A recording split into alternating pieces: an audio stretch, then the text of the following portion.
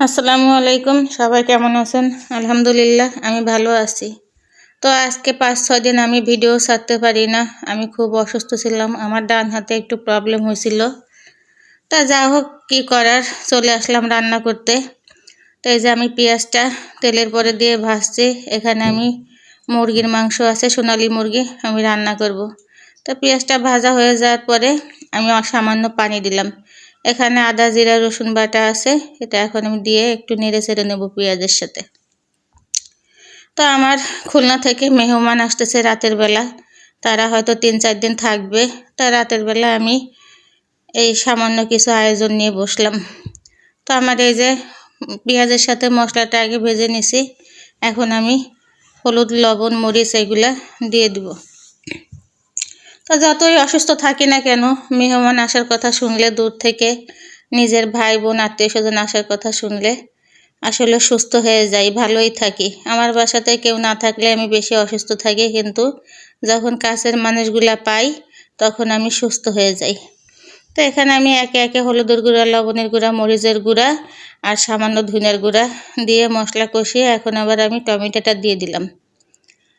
তো এই যে এখন আমার সব কষানো হয়ে গেছে, এখন আমি এই যে মুরগির মাংসগুলো দিয়ে দিচ্ছি। বড় সোনালী মুরগি খেতে ভালোই লাগে। তা মাংসটা আমি কষাই, মশলার সাথে সব মাংস নেড়ে চেড়ে দিলাম, নেড়ে চেড়ে মিশিয়ে দিলাম। আসলে প্রায় সময় আমি অসুস্থ থাকি, কি বলবো, সবই আল্লাহর ইচ্ছা। আল্লাহর খুশিতেই খুশি থাকার চেষ্টা করি, আর আল্লাহর কাছে দোয়া চাই আল্লাহ যেন আমার সুস্থতা দান করে। তাই যে মাংসটা কষানো হয়ে যাওয়ার পরে, কষানোতেই মাংসটা অনেকটা সিদ্ধ হয়ে গেছে, যার কারণে আমি অল্প ঝোলের পানি দিছি। তো এই যে দেখেন আমার মাংসটা হয়ে গেছে, এখন আমি গরম মশলার গুঁড়া, জিরার গুঁড়া দিয়ে মাংসটা নামিয়ে নেব। এরপরে রাতের বেলা এখন জানি না ক্যামেরায় কেমন দেখাচ্ছে। তো এই যে আমার মাংসটা রান্না হয়ে গেছে। অন্য কড়াইতে আমি আবার দিয়ে দিলাম তেল পেঁয়াজ। এখানে শোল মাছ আছে, শোল মাছটা এখন আমি ভুনা করব টমেটো দিয়ে। তো এই যে পেঁয়াজটা ভাজা হয়ে গেছে, সামান্য পানি দিয়ে নিই। আমি পেঁয়াজ ভাজা হয়ে গেলে আমি আগে পানি দিই, না হলে পেঁয়াজটা বেশি কড়া হয়ে যাবে আর মশলা দিলে লেগে ধরবে, এই জন্য আমি পানি দিয়ে তারপরে মশলাগুলো দিই।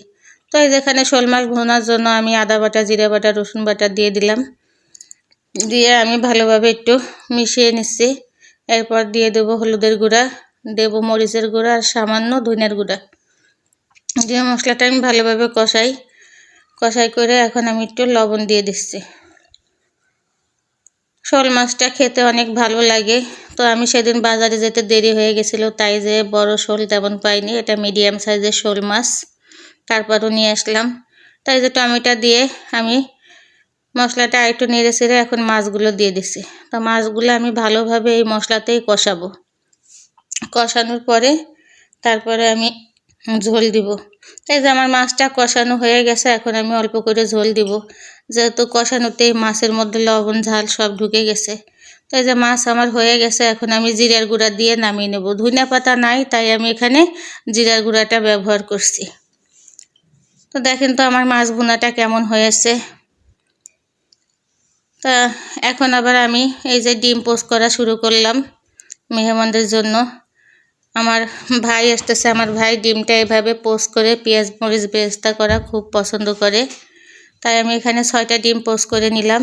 কড়াইতে দিয়ে দিলাম তেল, পেঁয়াজ, সামান্য হলুদ আর লবণ দিব, দিয়ে আমি এটা ভালোভাবে মিশাবো। এটা হাতে মাখিয়ে দিলে বেশি ভালো হয়, কিন্তু আমি এক হাতে ভিডিও করছি যার কারণে মাখাতে পারিনি।